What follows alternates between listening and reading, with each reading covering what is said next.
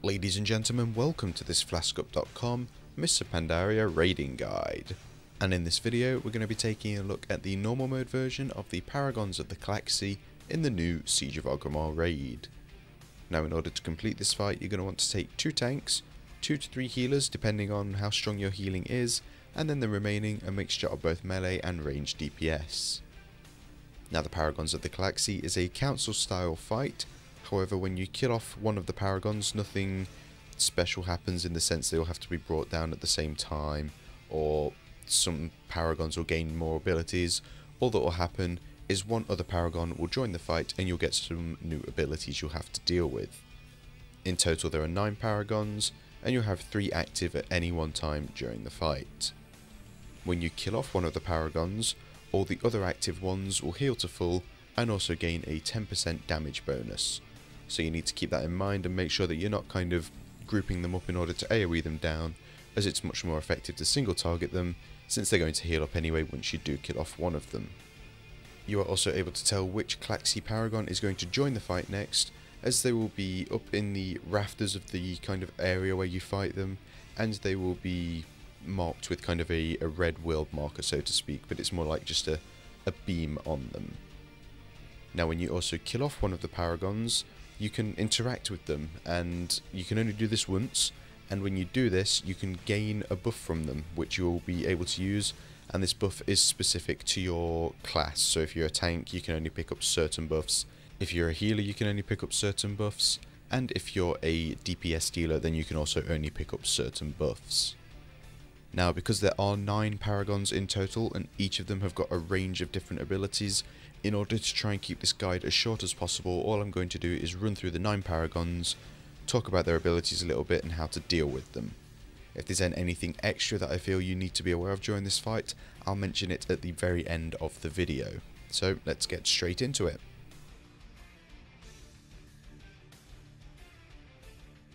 Now in no particular order, because the order that the Paragons will actually spawn in resets on a weekly basis / when the servers go down for maintenance, so you should keep that in mind at all times. The first Paragon is called Klaxxi the Wind Reaver, and this guy is going to try and cause your tanks some bloody problems. His first ability is called Exposed Veins, and this will cause him to leave a debuff on you, which will then cause all your damage that is taken from Zariel the Poison Mind, who is another Paragon, to be increased by 10% for each application of Exposed Veins.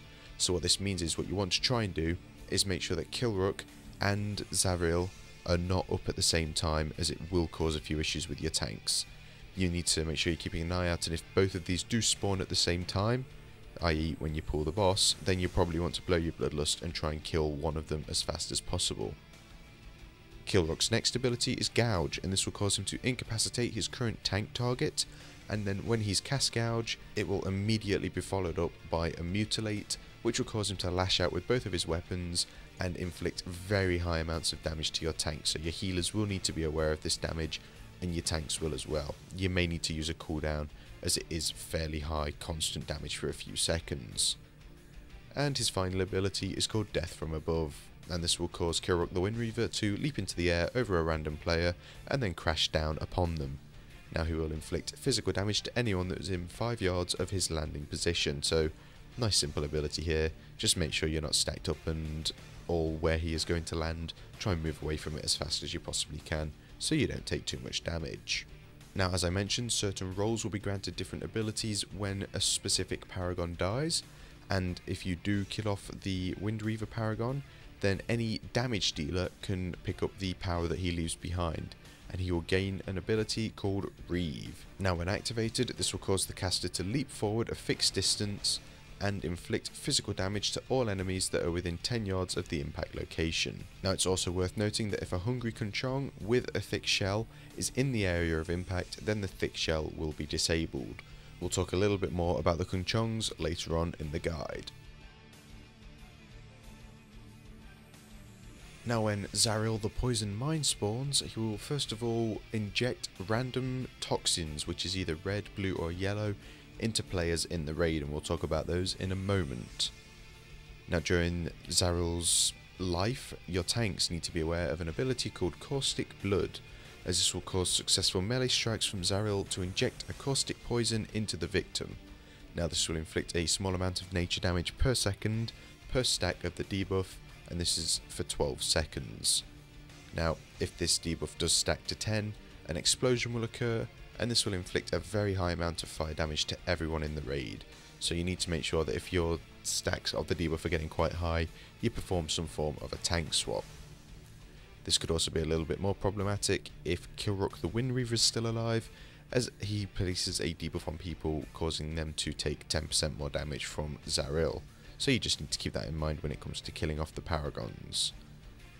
He has another ability that your tanks will have to be aware of called Tenderizing Strikes, and his dagger will tenderize the flesh of the victim, so to speak, and any attacks received from Kilrook the Wind Reaver will inflict 10% more damage for each application of Tenderizing Strikes. So again, this is another reason why you don't really want Kilrook and Zaril to be alive at the same time. Now if we move back to what I mentioned with the blue, yellow and red toxins, throughout the fight he will randomly choose a catalyst, and the colour will be announced a few seconds before the ability actually goes off. Now if you are injected with the red toxin, you'll have a cataclytic reaction, and this will cause you to explode for a high amount of fire damage to all players within 10 yards. This is a fairly simple one. All you need to do is make sure that you move out of the raid, away from anyone, preferably 10 yards away, and then you'll just blow up, and you just need to heal yourself through the damage or be healed while the damage is going off. If you have the blue toxin injected into you, then it will explode for 800,000 frost damage, which will be divided amongst all players that are within 10 yards.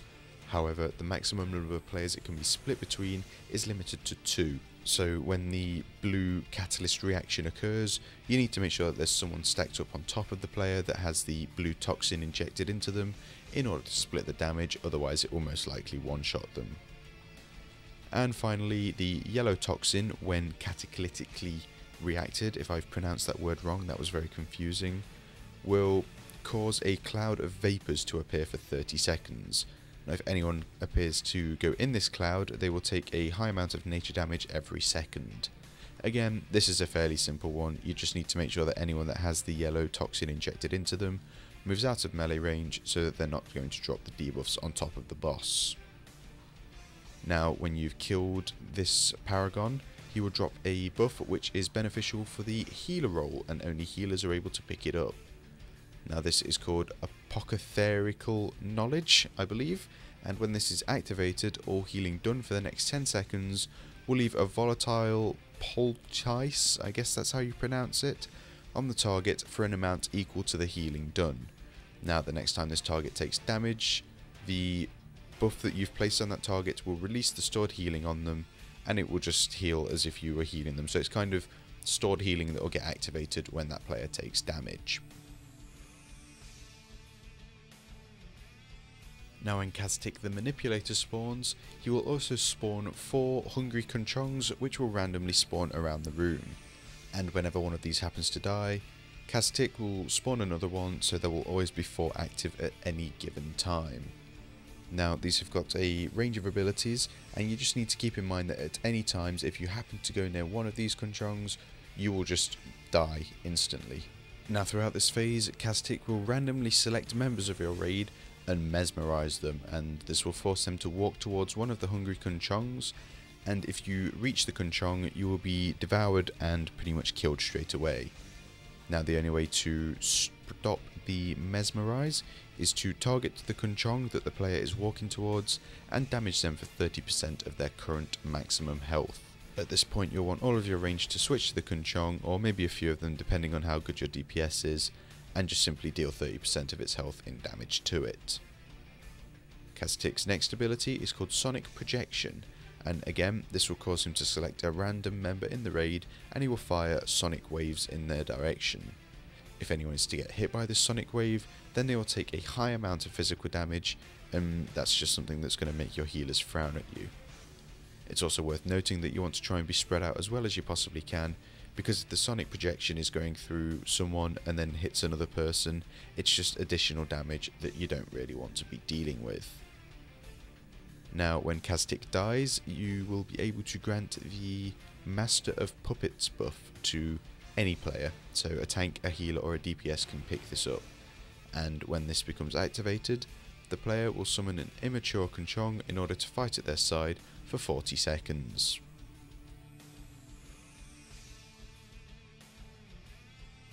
When Corvin the Prime becomes active, his main ability is called Encase in Amber, and if Corvin or any of the other active Paragons drop below 50% health remaining, then Corvin will encase them in amber for 10 seconds, and this amber will try and heal them back to full health.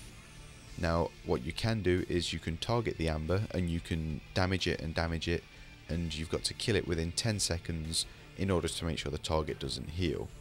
It's worth noting that Corvin can only cast this Encase in Amber ability once every 30 seconds, so during that time you need to make sure that you're ready to swap to the amber when it gets cast on the lowest target, or make sure that you're killing off any mobs that are below 50% health. Corvin also has another ability which is called Shield Bash, and this will cause him to slam his shield into his current primary tank target, which will knock them down and stun them for 6 seconds. Now during this duration, the tank is completely defenseless and can't do anything, and immediately after he has used his Shield Bash ability, Corvin will unleash a vicious assault on the tank. Now this will cause him to strike the target 6 times, and the first strike will cause the victim to take a high amount of physical damage every 3 seconds, and then each successive strike after that will inflict greater and greater physical damage. Now unfortunately, because your tank is defenseless and stunned at this point, you kind of need to make sure your healers are using some form of cooldowns on your tanks, or they're just mass healing, spam healing him to keep him alive. This really does deal a lot of damage, and it's probably what will be the main cause of tank deaths. Now when Corvin does die, a player in the tank role is able to pick up his buff, and this is called Master of Amber. Now when activated, the caster will encase a friendly target in amber for 5 seconds, and when the amber is encased over a player, that target is immune to all damage. So this could really be useful at any point during the fight if anyone is taking stupidly high amounts of damage, and your tank can just use this ability on them and also help out your healers.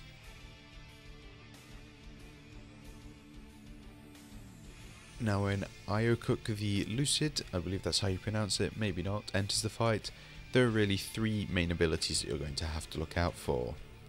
His first one is called Diminish, and this will cause him to use his Command of the Arcane in order to alter the victim's health by 34% of its current value. Now if your player that gets targeted by this is below 25% health, then they will die instantly. So whenever Iokuk is alive, you need to make sure that players are healed above 25% health, if not constantly topped up.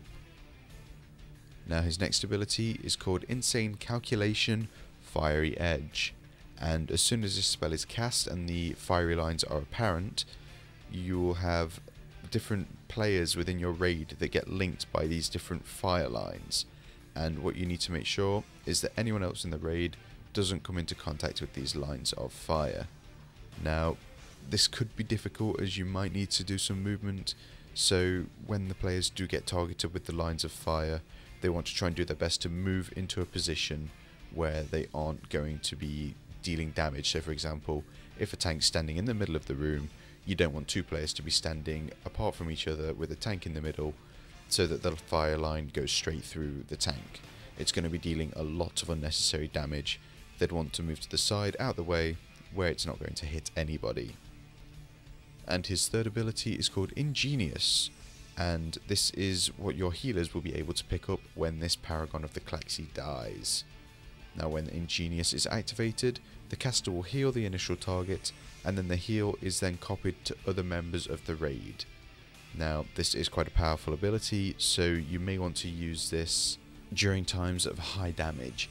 However, you should note that in normal mode, the heal will only be copied to anyone that shares the race or the class of the initial target. So that's something you really do need to keep in mind during this fight if you do want to use this ability to its full potential.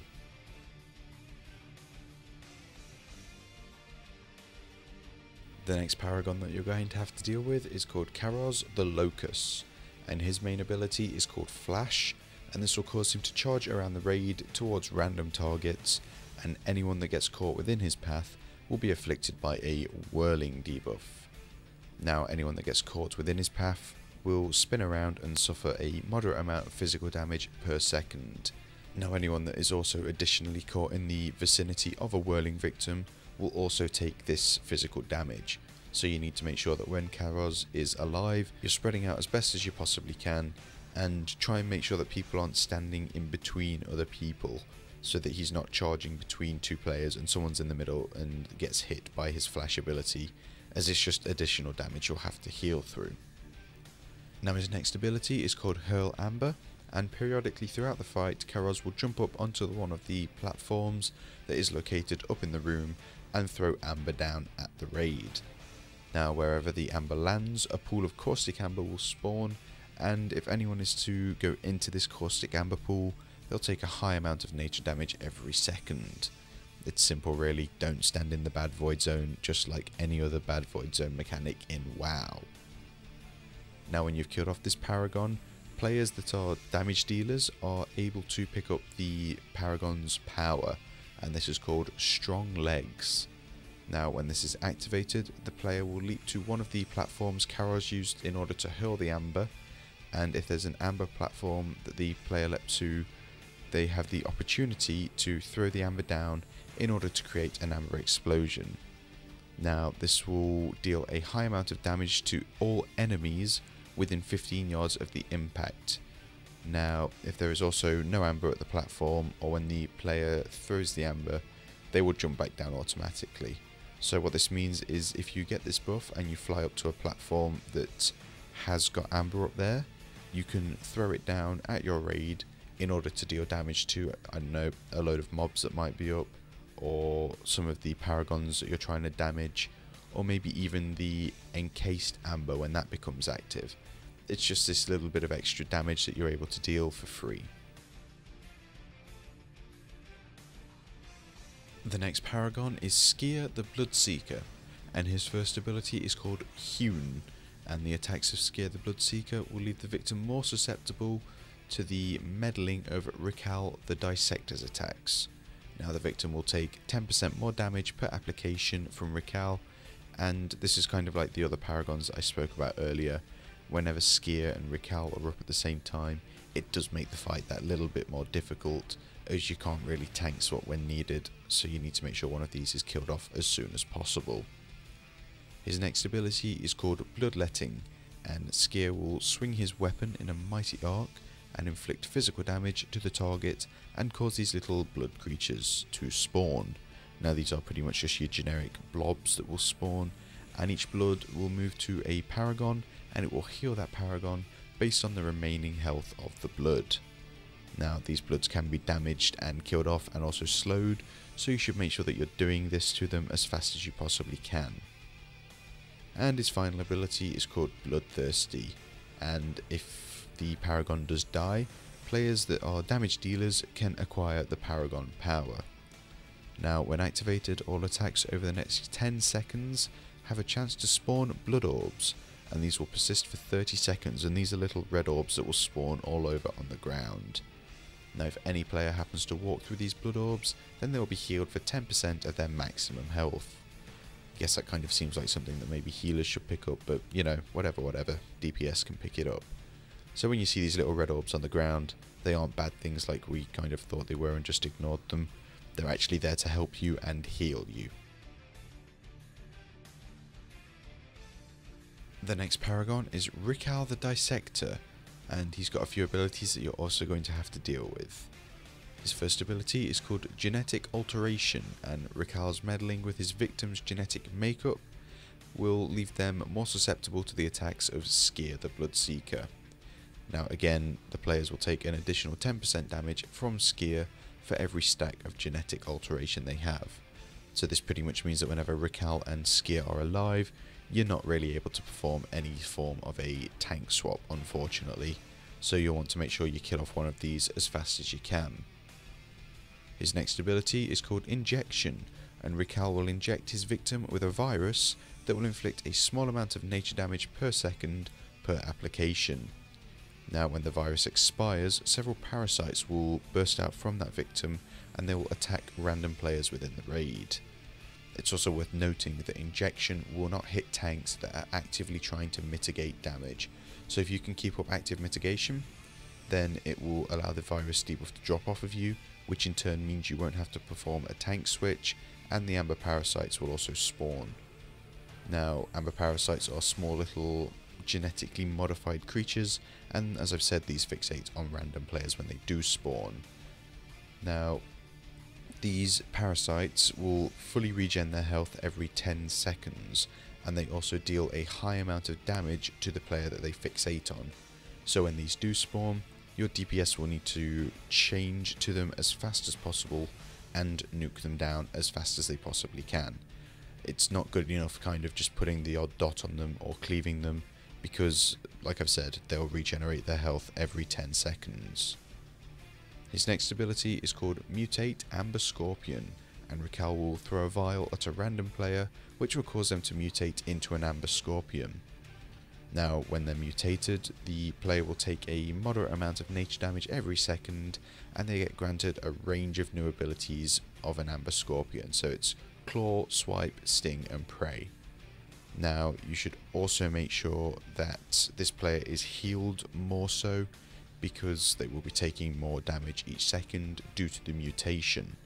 It's also worth noting that the damage inflicted as an Amber Scorpion will be based on the player's attack power, ranged attack power, or spell power, depending on which is the largest for that current player. Now when you kill this Paragon, you will gain access to the Mad Scientist Paragon power, and when this becomes activated, the caster will mutate into a giant Amber Scorpion, and the damage inflicted by the Scorpion is based on the highest attack or spell power of the caster, so it's kind of like the mutate. However, when mutated, the caster will take a little bit less damage per second from the shock, and the mutation will last for 30 seconds. So that could be a really useful ability for cleaving off small adds, or trying to kill the amber parasites with ease by using some of the abilities that the Scorpion will grant you.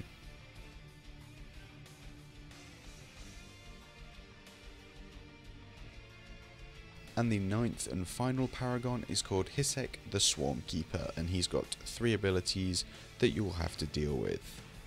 The first one is called Multi-Shot, and this will cause him to fire shots at random players for physical damage. Now, this is just something you're going to have to heal through. It's not that high damage, so it shouldn't be too much of a problem. Now, his next ability is called Aim, and this will cause him to target a player at random and stun them for 5 seconds. Now, if the target is too close to the boss, they will be knocked back until they're at least 45 yards away from Hisek. Now, when he's finished aiming at the target, he will fire a beam, which will inflict 1.4 million physical damage at all targets that are between him and the targeted stunned player. Now, this damage will be shared between all the targets equally, and each target hit by the beam will create a small field of sonic resonance at their location, which will inflict a small amount of physical damage to everyone that's within 5 yards of them. So this is kind of like on the Galacrass fight, where you actually do fight Galacrass, and what you need to make sure you're doing is spreading out across the line that you can see, but making sure that there's at least 5 yards distance between you and the other players, so that you don't kill each other with the sonic resonance ability. And when you kill off Hisek the Swarm Keeper, players that are damage dealers will be able to grant themselves the Compound Eye buff. Now, when activated, the player will fire a shot at the target that inflicts greater physical damage the further away the target is, and if you successfully hit the target, it will afflict it with Marked for Death, which will increase its damage taken by 15% for 10 seconds. This pretty much means move away from a Paragon you want to target, or an ad that you want to target, use the Compound Eye ability on it, and it will take additional damage, and also take a burst of physical damage from yourself. You may want to communicate with your raid as to what Paragon you're going to use this on, because you may want to make sure that they have damage abilities or damage bursting cooldowns available for this 10-second period of time. So that's going to do it for this Mists of Pandaria raiding guide. Unfortunately, we are nearing the 25-26 minute mark, but I've had to cover all the Paragons and what they do. It's just an easy way of getting the information across to you. So if you would like to view a written version of this guide, then you can head on over to flaskup.com or click on the link that's in the video description below. Alternatively, if you'd like to view any of our other normal mode guides, you can click on one of the annotations that is on screen now. As always, thank you for watching, and if you are interested in future Mists of Pandaria raiding guides, then please do feel free to subscribe to the channel.